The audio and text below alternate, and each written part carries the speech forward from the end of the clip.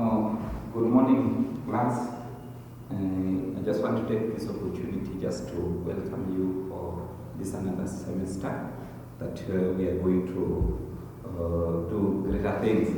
I hope it's a good year to you and you have a wonderful time even as we come to start another semester. I will be taking you through a class of digital forensic. And as you have seen and I have explained at the beginning, this class sometime we will be doing a recorded class plus another class that I will introduce later on in the course of the day. For today, I just want us to look at the course outline. And in the course outline, I want us to look at what some of the things that we are going to be covering during this class. For example, digital forensic is close to something to do with computer forensic, and sometimes we'll be doing also something related to computer forensic. The course outline, which I will provide through your class, it includes what we call the outline of this course, which is the objective outline and the objective of this course. So this course is designed as an introductory course in digital forensic. That's why you as students, you'll be able to first to understand the need of computer forensic. Students also will learn the best practice for general incident response. The course also will be then help us to focus on the tools and technique that can be used in performing the computer forensic. The goal of the attainment test, what you want to achieve by the time you finish this course. The first one is that upon the completion of this course, the student will be able to understand the fundamental of computer forensic, understand the legal aspect of forensic, understand the relationship between the IT and forensic, and lastly, learn the best practice for incident management. The requirement for this course, of which I know most of you are having, are the fundamental of computer system, because a number of you were in the previous class and we are doing that, and also have done also this other areas that I will continue touching so that we are able to catch up with us. I will be giving a number of books, but I've indicated one in your course outline, that's Computer Forensic, second edition by a gentleman called Philip and David and Cohen, and the book I will provide for you if you want for further reading. As one thing that you are going to realize and note for this semester, and this I think will be communicated and will continue communicating, that for this semester we are going to have CAT, which is marked over 20%. Apart from CAT, we are also going to have what you call assessment or assignment. Assignment also will be marked over 20%. So that means that now this time you are not going to have CAT mark over 40%, and the end of semester exam will be 60%. Okay? So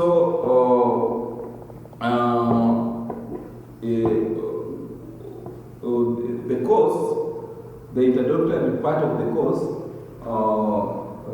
just a minute. Just a minute.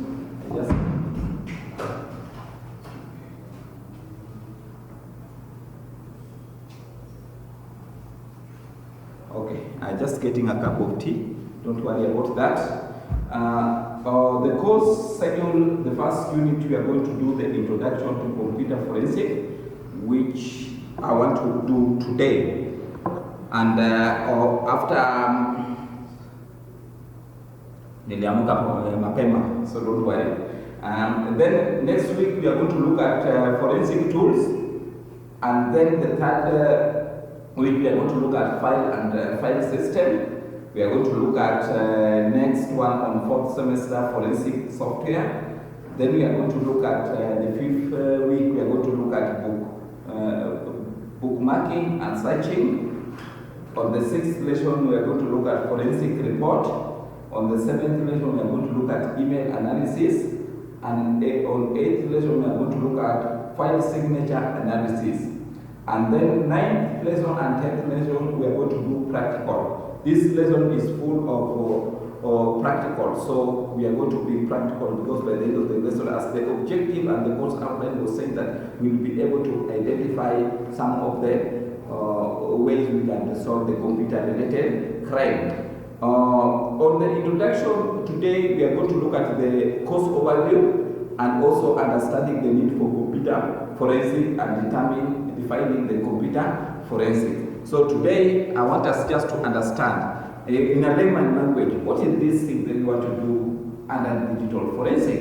One thing that you must know and must understand under digital forensic, it involves the process of identifying the crime committed using digital platform.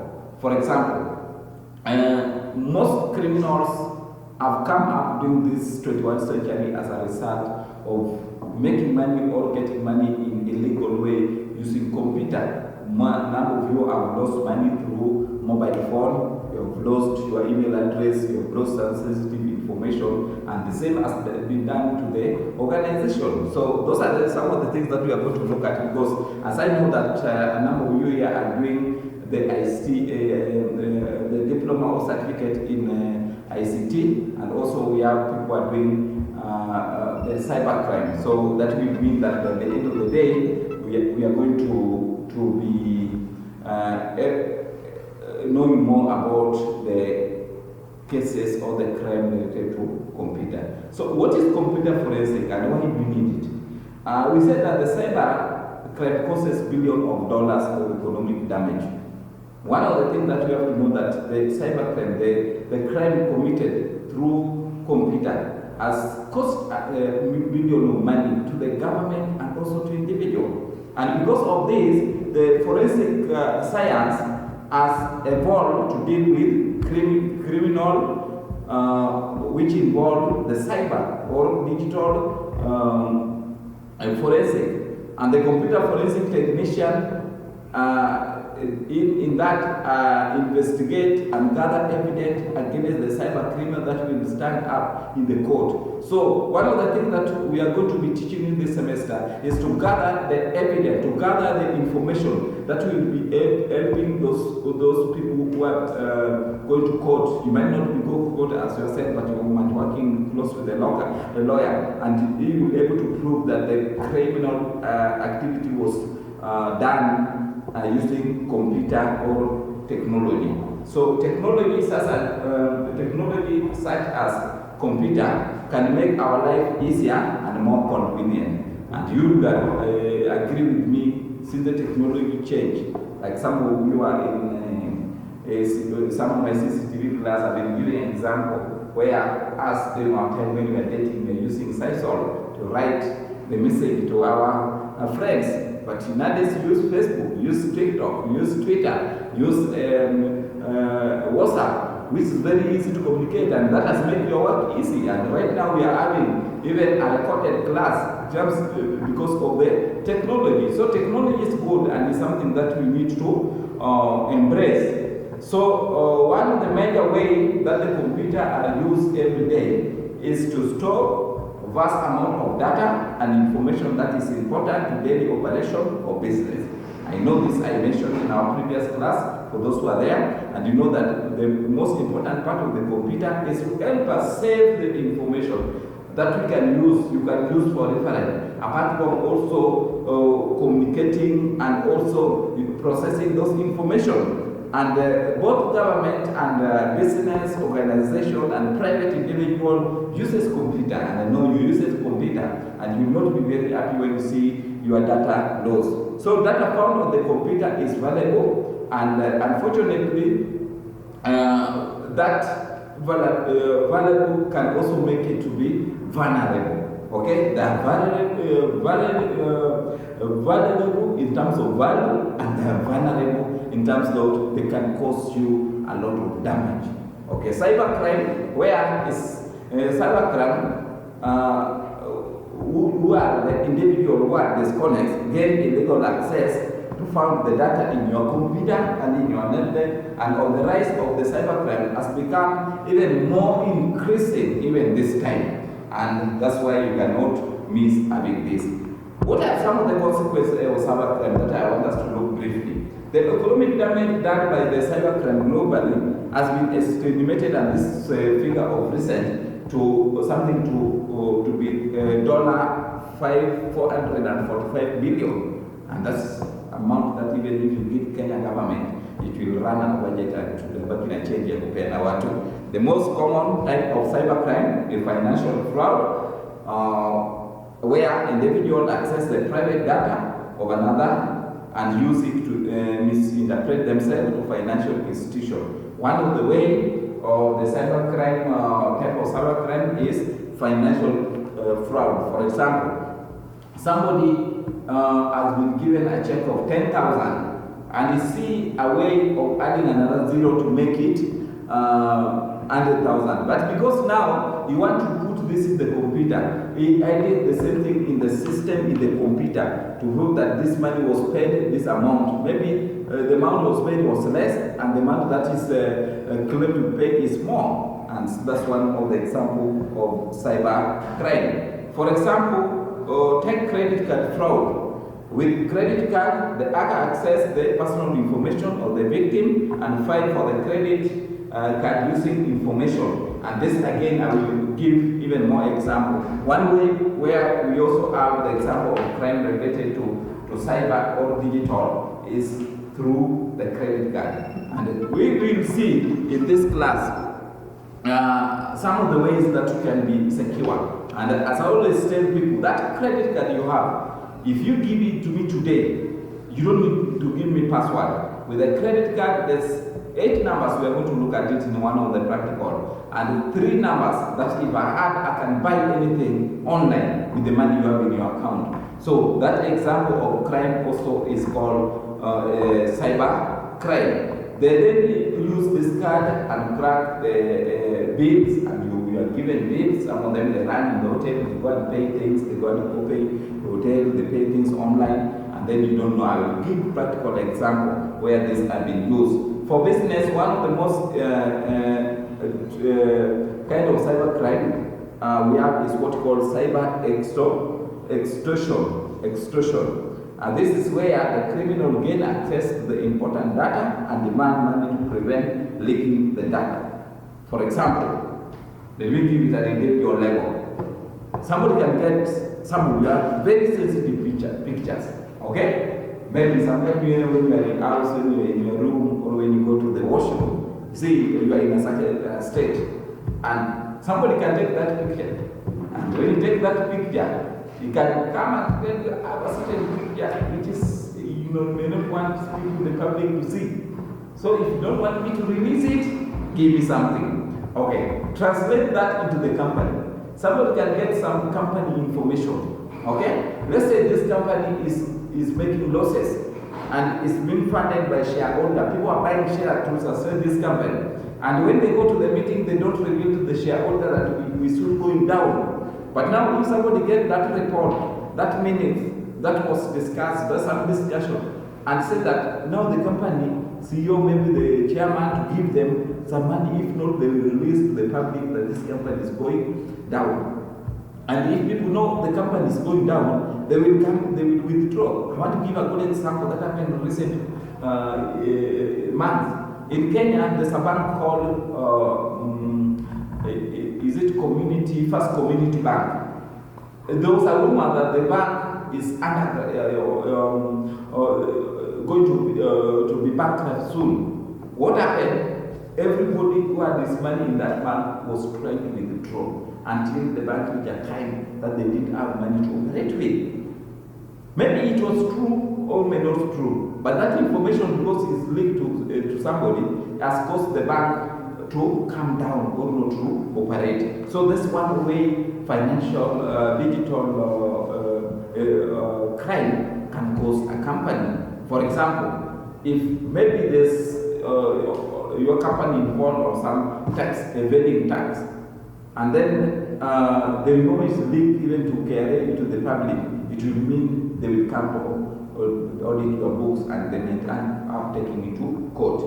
Why do we need computer forensic, or why do you need digital forensic?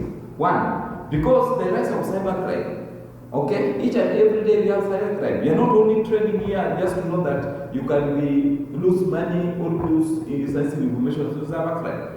We need the people to train so that we can know people who can help to identify people who commit cybercrime. And we say that a new branch of investigation has also developed within the law enforcement that help in tracing and finding the proof of illegal activity using computer.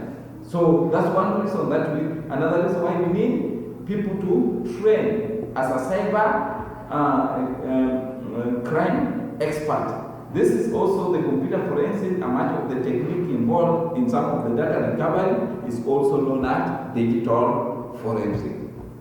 Computer forensic expert can now go through the suspect criminal hard disk, be it on the computer or mobile device, and find the deleted or identified that serve as evidence of the illegal activity. So we are saying that once you practice and train as cybercrime, you can help in identify if there's a criminal activity was done using phones or computer, and you can go into that computer. And some of the things we are going to do we are going to do it practically, where we can go and get information in a computer that can help us to prove that the crime was committed or the crime was not committed. Much of what computer forensic does is related to data recovery, data program used in business and personal computer, such as data name, data recovery, and data number SQL recovery are also widely used in enforcement. What I'm saying here that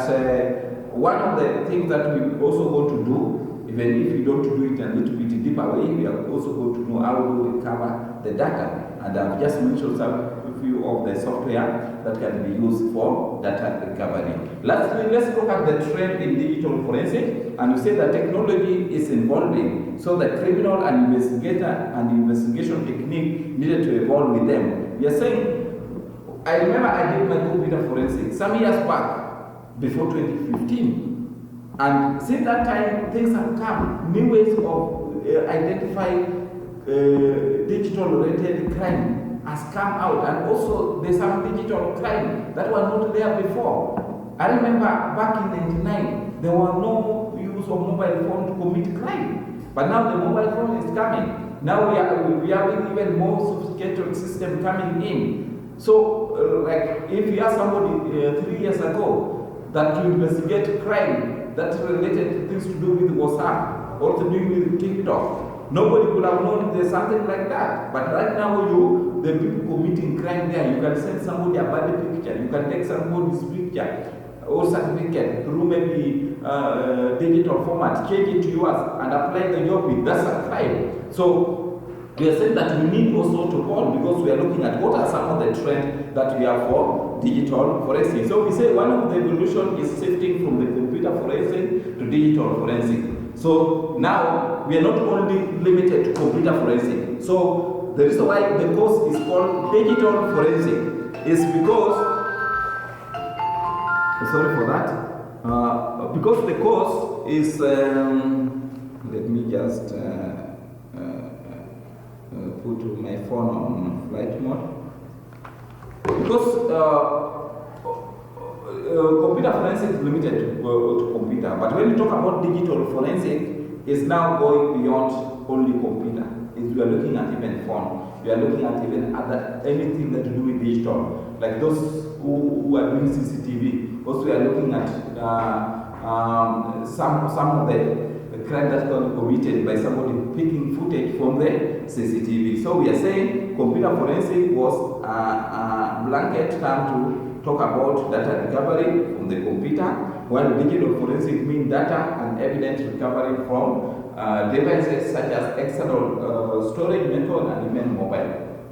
So we are saying that when we are talking about digital forensic, we are not going to limit ourselves to computer. We are also going to limit to look at other areas, like how to recover those data from computer, from mobile, from other digital devices, so that we are able to inform or make that will help us to resolve a problem or a crime in the society.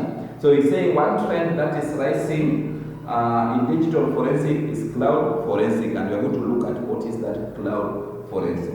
Since more and more data is stored in cloud, it is becoming important that the investigator have a tool that allows them to access data, and criminal might also try to hide in cloud. So we are also going to look at information data which are not only based in our computer where we are or in our mobile phone, but data that are also stored somewhere. Yeah, so I will want us to look at that, and I will want us to go deep into that. Today, mostly I was doing the introductory class, and I wanted to make it a little bit brief, but I will send you notes to read, and this is one of the course, as I said in the beginning, that involve a lot of hard work. One thing that I'm requesting, and this will be the mono of our study. If you are to come to class start at 8:30. Okay? Why am I saying this? Sometimes physically I will be coming and present in that class. Once I take even 5 minutes, I can go and then leave you to continue with recorded class. So you have to make sure that you come here by exactly 5:30. The class will be starting, because I don't want an incident where the second lesson come and you are still not finished with the recorded class. So please, I'm requesting, and this is a humble request, that from next Saturday you make sure that you are here at 8:30, so that we start our class at 8:30.